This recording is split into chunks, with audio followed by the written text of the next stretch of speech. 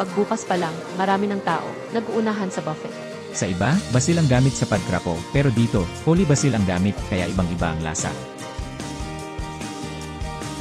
Ang mga customer ay sobrang tuwa, lalo na sa pagkrapo na baboy. Malasa at mabango, may natatanging amoy mula sa krapo leaves. Sobrang anghang at bango, kayang-kaya ulitin, ganitong sarap, dahil sa galing ng chef.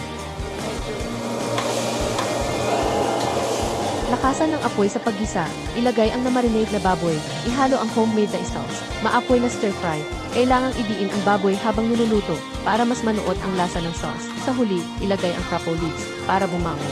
Maraming foodie ang natuwa, may authentic, the red curry na may manok.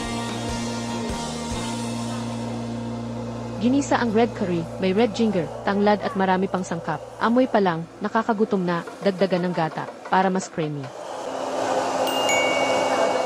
Hintayin kumulo, idagdag ang blanch na manok.